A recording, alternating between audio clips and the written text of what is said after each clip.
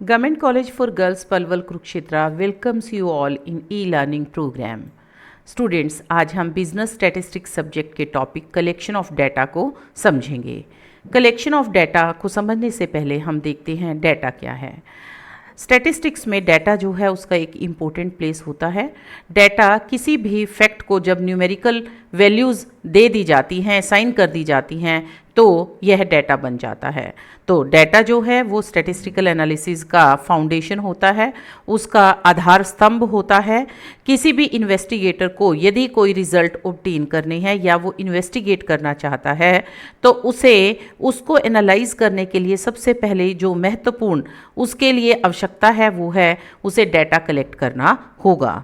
Data collect करते समय आपको ध्यान में रखना है कि आपको सिर्फ सूटेबल डाटा जो आपके पर्पज़ और आपके उद्देश्य से मेल खाता है वही डाटा आप यहाँ कलेक्ट करेंगे। यानी कि डाटा कलेक्शन करते समय आपको ध्यान में रखना चाहिए कि ये पर्पसफुल होना चाहिए और मीनिंगफुल होना चाहिए।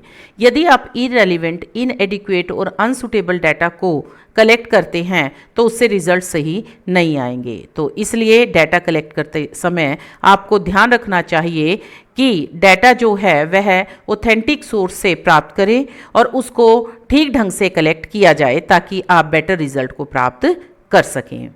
डाटा को समझने के पश्चात अब हम देखते हैं कि डाटा कितने प्रकार का होता है।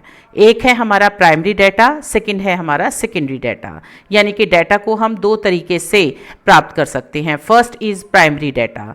प्राइमरी डाटा वो डाटा होता है जिसे इन्वेस्टिगेटर फर्स्ट टाइम जो है कलेक्ट करता है।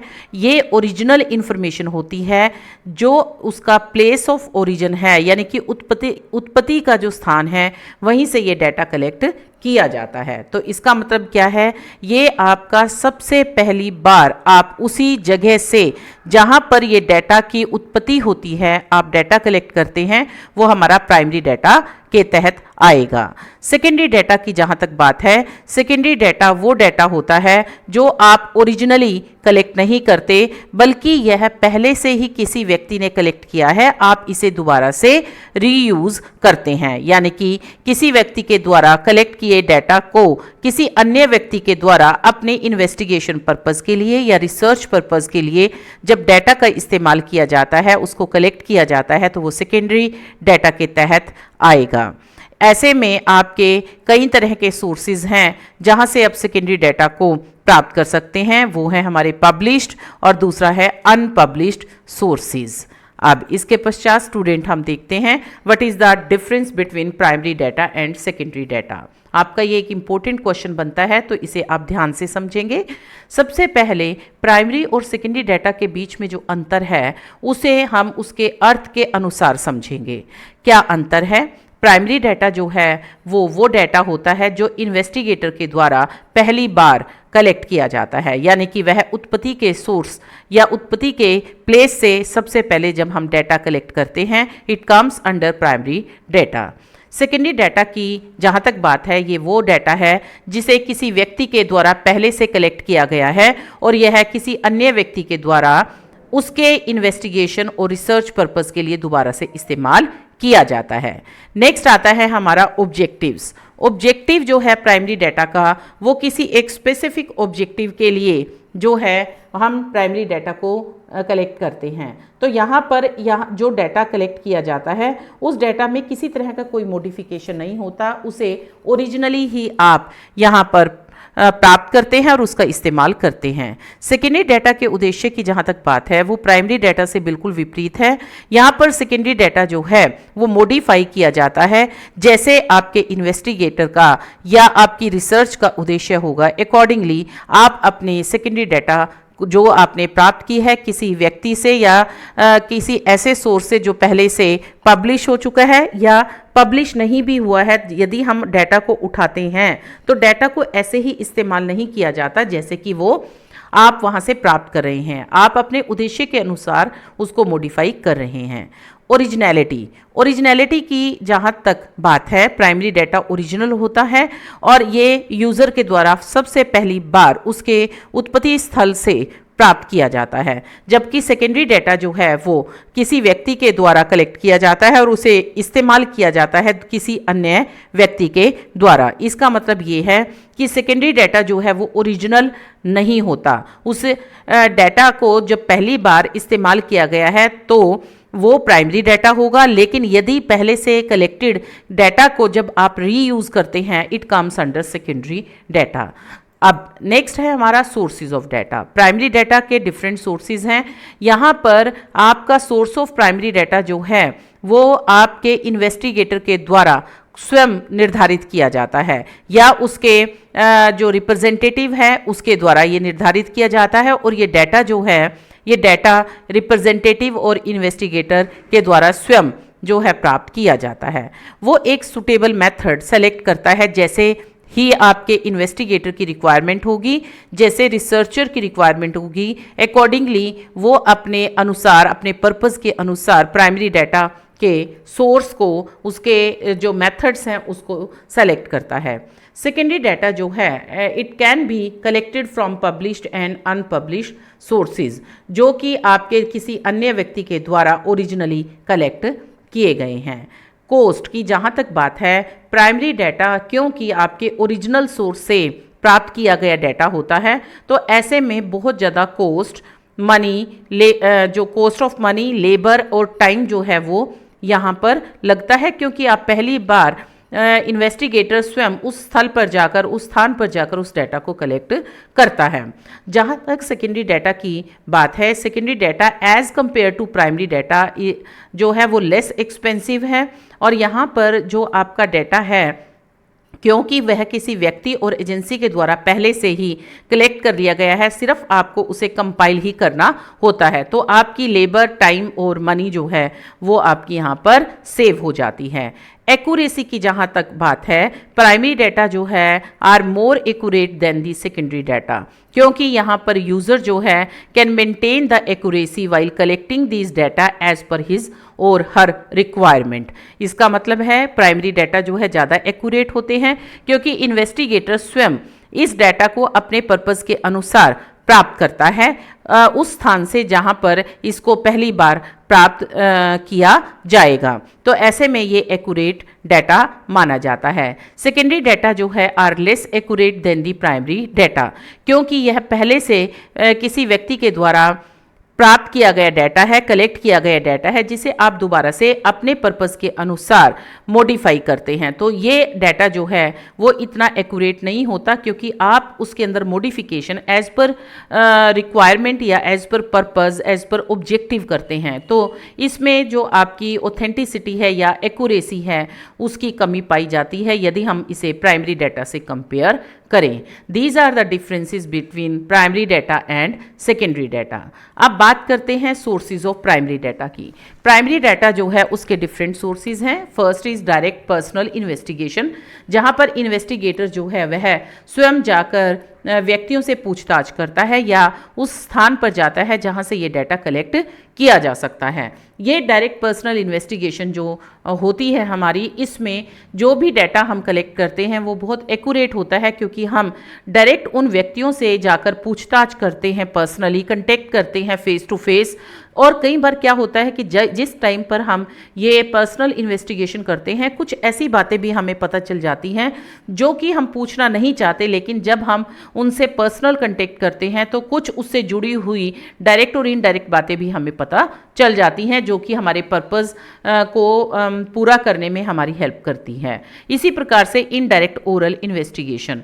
इनडायरेक्ट ओरल इन्वेस्टिगेशन का मतलब है कि यहाँ पर आप जो है डायरेक्टली वहाँ पर इन्वेस्टिगेट नहीं करते बल्कि इनडायरेक्ट तरीके से आप बातचीत करके अपने इन्वेस्टिगेशन जो है उसको करते हैं। तो इनडायरेक्ट इन्वेस्टिगेशन वहाँ पर होता है जहाँ पर आप उस व्यक्ति जहाँ से ये डाटा प्राप्त किया जा सकता है वो पॉसिबल नहीं है। फॉर एग्जांपल यदि आप मर्डर के केस की बात करते हैं तो मर्डर जिसका हो जाता है उसे पता होता है कि किसने उसका मर्डर किया है, लेकिन यदि आप यहाँ पर उसकी खोजबीन करना चाहते हैं, इन्वेस्टिगेशन करना चाहते हैं, तो आप यहाँ पर उन व्यक्तियों को जो डायरेक्टली और इनडायरेक्टली इस व्यक्ति जिसका मर्डर हुआ है उससे जुड़े हुए हैं, जैसे आस पड़ोस के व्यक्तियों से आप पूछताछ कर सकते हैं, और वहाँ पर जब आप उसके बारे में पूछताछ करते हैं तो आप एक जो सही रिजल्ट है उसके ऊपर पहुँच सकते हैं, क्योंकि ये डाटा जो है ये है तो प्राइमरी डाटा, लेकिन यह उस व्यक्ति विशेष से प्राप्त नहीं होता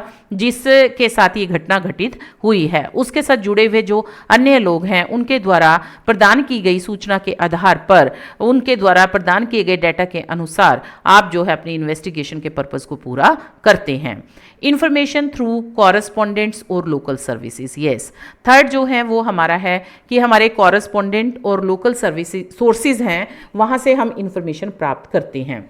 यहाँ पर देखिएगा, जैसे आप देखते हैं जनरली न्यूज़पेपर्स में हर क्षेत्र में कॉरेस्पॉन्डेंट होते हैं जो अपने क्षेत्र की सूचना जो है हेडक्वार्टर को देते हैं, और हेडक्वार्टर में जब ये न्यूज़ जाती है तो उसके अकॉर्डिंगली आपके न्यूज़पेपर में वो न्यूज़ छपती है। तो ऐसे में यदि आप इस तरह से डाटा कलेक्ट करते हैं तो ये कॉरेस्पॉन्डेंट के थ्रू इंफॉर्मेशन दी गई है। तो ये भी एक प्राइमरी डाटा है, क्योंकि जिस क्षेत्र में कोई घटना घटित होती है वहाँ का कॉरेस्पॉन्डेंट उस स्थल पर जाकर इस इंफॉर्मेशन को कलेक्ट करता है, और उसके पश्चात वह न्यूज़पेपर एजेंसी का जो हेडक्वार्टर है उसके पास ये न्यूज़ भेजता है। इसी प्रकार से जैसे हम यदि देखते हैं हमारे कॉलेज की भी यदि कोई इन्फॉर्मेशन है, यदि डिपार्टमेंट ऑफ हायर एजुकेशन जो है या डायरेक्टोरेट ऑफ हायर एजुकेशन के द्वारा मांगी जाती है, तो ऐसे में हमारे द्वारा अपने जो भी आपका ऑर्गेनाइजेशन है, जैसे हमारा कॉलेज है, उसके संबंध में जब इंफॉर्मेशन भेजी जाती है, it comes under information through local sources. Mail questionnaire method, यहाँ पर क्या है, क्वेश्चनेयर जो है उसको मेल कर दिया जाता है डिफरेंट पर्सन्स को, और उनसे यह रिक्वेस्ट की जाती है कि आप अपना क्वेश्चनेयर जो है इतने दिनों तक भरकर जो है ये दोबारा से हमें मेल कर दें, हमें फॉरवर्ड कर दें। तो ऐसे में आप जो है वहाँ पर उससे डायरेक्ट पर्सनल इन्वेस्टिगेशन नहीं करते, बल्कि एक लिस्ट ऑफ क्वेश्चन बनाकर उन व्यक्तियों के पास जहाँ से ये इन्फॉर्मेशन प्राप्त हो सकती है, आप वहाँ पर उन व्यक्तियों के मेल एड्रेस पर ईमेल आईडी जो होती है उस पर भेजकर वहाँ से ये क्वेश्चनेयर या क्वेश्चन के आंसर जो है वो प्राप्त करके अपने रिसर्च को पूरा कर सकते हैं। तो ये भी हमारा प्राइमरी डाटा का एक इम्पोर्टेंट सोर्स है। शेड्यूल फिल्ड बाय न्यूमरेटर्स, यहाँ पर क्या है कि आप जो है उस व्यक्ति को क्वेश्चनेयर नहीं देते हैं, या आप कहेंगे कि वो क्वेश्चन जब आप पूछा जाता है तो यहाँ पर न्यूमरेटर जो होता है, यानी कि जो डाटा कलेक्शन करने वाला व्यक्ति है वह किसी रिप्रेजेंटेटिव को या न्यूमरेटर को अपॉइंट करता है, और वह विभिन्न स्थानों पर जाकर उन व्यक्तियों से क्वेश्चन पूछता है और उनके क्वेश्चंस जो पहले से तैयार किए गए हैं उनके आंसर को नोट करता रहता है। जनरली आप यदि देखें कि जनसंख्या के लिए या डॉक्टर्स जो हैं कुछ अपनी स्टडी करना चाहते हैं, जैसे कि आपने देखा होगा पोलियो ड्रॉप्स के लिए जनरली कई जगह पर इंफॉर्मेशन कलेक्ट की जाती है, घर घर जाकर पूछा जाता है कि घर में कितने बच्चे हैं और किस उम्र के हैं, क्या उन्हें पोलियो ड्रॉप्स मिल गई हैं या नहीं मिल गए। तो यहाँ पर आपका जो शेड्यूल है वो आपके उस व्यक्ति के द्वारा फिल नहीं किया जाता जो इन्फॉर्मेशन प्रोवाइडर है, बल्कि उस व्यक्ति को क्वेश्चन न्यूमरेटर जो है उस व्यक्ति से क्वेश्चन पूछता है और इस शेड्यूल को फिल करता है। These are the sources of primary data. इसी तरह से आपके क्वेश्चनेयर की मैंने बात की थी, क्वेश्चनेयर जो है उसको फिल करवाना ये भी एक इम्पोर्टेंट सोर्स है आपके प्राइमरी डाटा का। तो यहाँ पर आपके जब क्वेश्चनेयर आप बनाते हैं वो क्वेश्चनर अच्छा क्वेश्चनेयर होना चाहिए, उसमें कुछ एसेंशियल फीचर्स हैं जिनको आपको उसके अंदर जोड़ना चाहिए या इंक्लूड करना चाहिए, क्योंकि क्वेश्चनेयर जितना सिंपल और जितना अट्रैक्टिव होगा व्यक्ति उसके जवाब देने में उतना ही सक्षम भी हो पाएगा और इंटरेस्टेड भी होगा। तो क्या क्या चीज़ आपको ध्यान में रखनी है? सबसे पहले सब्जेक्ट ओरिएंटेड होना चाहिए। आप जब क्वेश्चनेयर तैयार करते हैं तो वह सब्जेक्ट से रिलेटेड होना चाहिए। आप उसमें इनडायरेक्ट क्वेश्चन या उनके पर्सनल क्वेश्चन जो हैं वो यहाँ पर नहीं डालेंगे और ना ही उन्हें पूछेंगे। स्मॉल नंबर ऑफ क्वेश्चंस होने चाहिए। आप बहुत ज़्यादा बड़ा क्वेश्चनेयर जब बनाते हैं और उसमें बहुत सारे क्वेश्चंस को डाल देते हैं, इससे क्वेश्चन फिल करने वाले या क्वेश्चनेयर को भरने वाले व्यक्ति का इंटरेस्ट कम हो जाता है। तो कोशिश करनी चाहिए रेलिवेंट क्वेश्चंस और उनकी जो मात्रा है वो कम रखी जाए, ताकि हर व्यक्ति जिसके पास आपने ये क्वेश्चनेयर भेजा है वो इन क्वेश्चंस को ध्यान से पढ़कर उनका जवाब दे सके। कवरिंग लेटर जो है वो आपका उसमें होना चाहिए। कवरिंग लेटर का मतलब है कि आप उसके अंदर एक सिंपल एड्रेस करेंगे उस व्यक्ति को जिससे आप ये इन्फॉर्मेशन प्राप्त कर रहे हैं, और उसमें एक बेसिक पर्पस बताएंगे कि किस पर्पस के लिए आप ये क्वेश्चनेयर जो है फिल करवा रहे हैं।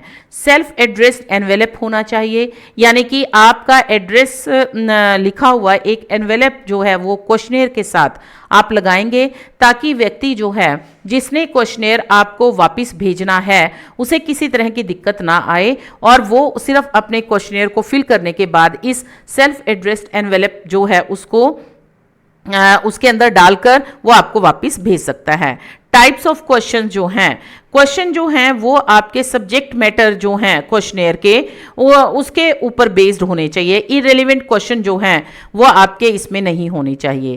क्वेश्चन जो हैं उनको हम दो टाइप्स में डिवाइड करते हैं। सबसे पहले है इंफॉर्मेटिव क्वेश्चंस। इंफॉर्मेटिव क्वेश्चन जो हैं they are used to know the various basic information about the respondent such as their name, education, qualification, sex, income etcetera. ये हमारी बेसिक जो इंफॉर्मेशन होती हैं, जिसमें सिर्फ हम ये देखना चाहते हैं कि जिस व्यक्ति से हम इंफॉर्मेशन प्राप्त कर रहे हैं वो मेल है या फीमेल है, उसका इनकम का लेवल क्या है, उसके एजुकेशन का लेवल क्या है, उसका नाम क्या है। तो ये एक बेसिक इंफॉर्मेटिव क्वेश्चंस होते हैं। तो यहाँ बेसिक इंफॉर्मेटिव क्वेश्चंस के बाद हम बात करते हैं कि आपके दूसरा मल्टीपल चॉइस क्वेश्चंस। दूसरे आप मल्टीपल चॉइस क्वेश्चंस डाल सकते हैं। मल्टीपल चॉइस क्वेश्चन का मतलब है जहां पर आपके पास एक से ज़्यादा आपके पास ऑप्शन है आंसर देने के लिए। तो आपके जो क्वेश्चन भरने वाला व्यक्ति है उसके पास डिफरेंट ऑप्शन है, वो उन ऑप्शन में जो उसको लगता है सुटेबल है या उसके अकॉर्डिंगली सही है उसके ऊपर वो टिक कर देता है। Next is open ended questions. Open ended question जो है इसमें आप यदि अपने रिस्पोंडेंट के व्यू देखना चाहते हैं जिसके अंदर आप कुछ नहीं लिखते, वो ओपन एंडेड होते हैं, आप उनसे रिक्वेस्ट करते हैं कि आप जो है अपने अनुसार इसमें कोई भी इंफॉर्मेशन दे सकते हैं। जैसे आपने देखा होगा क्वेश्चनेयर में कई बार हम लिख देते हैं एनी सजेशन। एनी सजेशन का मतलब है कि आप इम्प्रूवमेंट, आपके क्वेश्चनेयर को पढ़कर आपका रिस्पोंडेंट ये जान सकता है कि उसमें कोई नई चीज़ जो है वो डाली जा सकती है या नहीं, या आपके रिसर्च पर्पस से आपके रिस्पोंडेंट ये जानता है कि इसमें ये चीज़ भी ऐड की जा सकती है। तो जब आप रिस्पोंडेंट को फ्री हैंड देते हैं कि आप कुछ ना कुछ इसमें लिखिए, तो वो हमारे पास आते हैं ओपन एंडेड क्वेश्चंस, यानी कि आपका रिस्पोंडेंट फ्री है, वो उसका जवाब दे सकता है जैसे वो चाहता है। नेक्स्ट इज येस और नो क्वेश्चंस। जहां पर आप रिस्पॉन्स को येस और नो में जानना चाहते हैं तो वहां पर आप येस नो क्वेश्चन दे सकते हैं। रिस्पोंडेंट को अपने अनुसार उसके ऊपर येस और नो पर टिक करना होता है। तो ये थे हमारे क्वेश्चनेयर में जो कि क्या असेंशियल हैं उसके और किस प्रकार के क्वेश्चंस आते हैं। तो आपको पता है सबसे पहले इंफॉर्मेटिव क्वेश्चंस थे, फिर आपके multiple choice question, open ended question और यस और नो क्वेश्चन जो हैं वो हमारे इसमें आ रहे हैं। नेक्स्ट हमारे पास है कि आपके जो क्वेश्चनेयर हैं वो लॉजिकल और क्लियर होने चाहिए, आपको पायलट सर्वे करना चाहिए, अट्रैक्टिव होने चाहिए। आपके जो क्वेश्चनेयर है जब आप बनाते हैं तो वो बड़ा सिंपल और देखने में अच्छा होना चाहिए ताकि आपके जवाब जो हैं वो सही आ सकें। एश्योरेंस होनी चाहिए कि आपके द्वारा दी गई सूचना जो है वो गुप्त रखी जाएगी। अनडिज़ायरेबल क्वेश्चन जो है वो इसमें से अवॉइड करने चाहिए। यदि कोई ऐसा क्वेश्चन जो उसकी भावनाओं को ठेस पहुंचाता है, ऐसे क्वेश्चन को आपको अवॉइड करना चाहिए। कैलकुलेटिव क्वेश्चन जो हैं वो आपको इसमें नहीं डालने चाहिए, क्योंकि यदि आप किसी व्यक्ति को कैलकुलेशन वाले क्वेश्चंस डालेंगे तो उसका इंटरेस्ट क्वेश्चनेयर को भरने में ख़त्म हो जाता है। तो इसमें एक सबसे इम्पोर्टेंट स्टूडेंट्स जो पॉइंट है वो है पायलट सर्वे। पायलट सर्वे का मतलब है क्वेश्चनेयर को बनाने के पश्चात पहले आप एक छोटे से एरिया पर जो है ये क्वेश्चनेयर फ्लोट करेंगे और वहाँ से आपको पता चल जाएगा कि क्वेश्चनेयर में कोई कमी है या नहीं। तो पायलट सर्वे जो है वो बहुत इंपॉर्टेंट रहता है। तो आपको ये चीज़ जो है ये आपको ध्यान में रखनी है जिस समय पर आप अपने क्वेश्चनेयर जो है उसको बनाते हैं और उस क्वेश्चनेयर से आप रिजल्ट ऑब्टेन करना चाहते हैं या डाटा कलेक्ट करना चाहते हैं। नेक्स्ट आता है हमारा सेकेंडरी डाटा। सेकेंडरी डाटा वो डाटा होता है जो पहले किसी व्यक्ति ने प्राप्त कर लिया और आप उसे अपने पर्पस के अनुसार मॉडिफाई करके दोबारा से रीयूज कर रहे हैं। तो यहाँ पर डिफरेंट सोर्सेज हैं हमारे उसको कलेक्ट करने के। One is published sources. Published sources जैसे गवर्नमेंट अपनी पब्लिकेशन निकालती है, सेमी गवर्नमेंट ऑर्गेनाइजेशन की अपनी पब्लिकेशन होती हैं, प्राइवेट पब्लिकेशन है, किसी कमेटी, काउंसिल, कमीशन ने अपनी कोई पब्लिकेशन की है, इंटरनेशनल ऑर्गेनाइजेशन की रिपोर्ट हैं, जर्नल्स हैं, मैगजीन्स हैं, रिसर्च पेपर्स हैं, न्यूज़पेपर्स हैं, आर्टिकल्स हैं या बुक्स हैं। यहाँ से आप डाटा को कलेक्ट कर सकते हैं अपने पर्पस के अकॉर्डिंगली। तो ये सारे हमारे सोर्सेज जो हैं वो कौन से हैं? सेकेंडरी सोर्स हैं, क्योंकि ये डाटा ऑलरेडी पब्लिश हुआ है और उसे आप अपने अकॉर्डिंगली जो है चेंज कर रहे हैं। नेक्स्ट, आपके जो ये पब्लिश सोर्सेज थे उसके साथ एक दूसरा सोर्स आपका आता है, वो है हमारा unpublished source. Unpublished source publish source नहीं होते, बल्कि ये रिसर्च स्कॉलर, गवर्नमेंट बॉडीज और प्राइवेट ऑर्गेनाइजेशन के द्वारा अपने पर्पस को पूरा करने के लिए कलेक्ट किए जाते हैं, मतलब अपने पर्पस के लिए वो उसको रखे रखता है। जैसे आपने देखा होगा कि हर गवर्नमेंट एजेंसी या प्राइवेट ऑर्गेनाइजेशन के अंतर्गत वो अपनी इंफॉर्मेशन को किसी रजिस्टर में मेंटेन करके रखते हैं या फिर वो अपने कंप्यूटर में अपने फोल्डर्स बनाकर उस इंफॉर्मेशन को अपने पास रखते हैं और उसे पब्लिश नहीं करवाते, लेकिन अपने उद्देश्य के अनुरूप वह अलग से फोल्डर बनाकर या अपने रजिस्टर में उसकी एंट्री करते हैं। तो ये रिटन डॉक्यूमेंट्स हैं या आपके रिटन जो आपके पास सोर्स है जिसका इस्तेमाल कोई भी व्यक्ति जो है उस संस्था में जाकर वहाँ डिमांड करके वहाँ से ये इंफॉर्मेशन प्राप्त कर सकता है। तो ये भी अनपब्लिश्ड सोर्स होते हुए एक इम्पोर्टेंट सोर्स है सेकेंडरी डाटा को कलेक्ट करने का। ये हमारी जो हैं इंफॉर्मेशन फाइल्स, रजिस्टर और डायरी के फॉर्म में रखी जाती हैं और अपने पर्पस के लिए इन्वेस्टिगेटर जो है वो इस डाटा को प्राप्त कर सकता है। तो अब आप देखते हैं कि सेकेंडरी डाटा को यूज़ करने में हमें कौन कौन सी प्रिकॉशंस लेनी चाहिए। आपको पता है कि स्टैटिस्टिक्स में जो डाटा है उसको जब एनालाइज किया जाता है वो काफ़ी हद तक इस बात पर निर्भर करता है कि आपने डाटा को किस प्रकार से कलेक्ट किया है। तो यहाँ पर ये ज़रूरी नहीं है कि आपके जो पब्लिश्ड स्टैटिस्टिक्स हैं उनका जब तक कि आप उसके पहले पूरे नेचर एंड कैरेक्टरिस्टिक को नहीं समझ पाते हैं और उसको इस्तेमाल कर लेते हैं, वो ज़रूरी नहीं है वो आपके सेफ रहें और इससे आपका जो रिज़ल्ट होगा वो रिज़ल्ट भी जो है वो सही नहीं आएगा। क्या चीज़ हमें ध्यान में रखना चाहिए? देखिए, सबसे पहले तो आपको ये देखना है कि जो भी ऑर्गेनाइजेशन इसको कलेक्ट कर रही है वो ऑर्गेनाइजेशन या वो व्यक्ति जो है जिसका डाटा को आप रीयूज़ कर रहे हैं उसकी कैपेबिलिटी क्या है। यदि उसने वो डाटा सही कलेक्ट किया होगा तभी आप आगे जाकर उसको दोबारा से जब रिकलेक्ट करते हैं तभी आप उसकी ऑथेंटिसिटी पे विश्वास कर सकते हैं, यदि वो कलेक्टिंग ऑर्गेनाइजेशन ने इस डाटा को सही प्रकार से कलेक्ट किया होगा। डाटा कलेक्शन का पर्पस जो है वो बहुत इंपॉर्टेंट रोल प्ले करता है। आपका पर्पस जैसा होगा, क्या आपका सेकेंडरी डाटा जहाँ से आप ये डाटा कलेक्ट कर रहे हैं वो आपके पर्पस के अकॉर्डिंगली है या नहीं।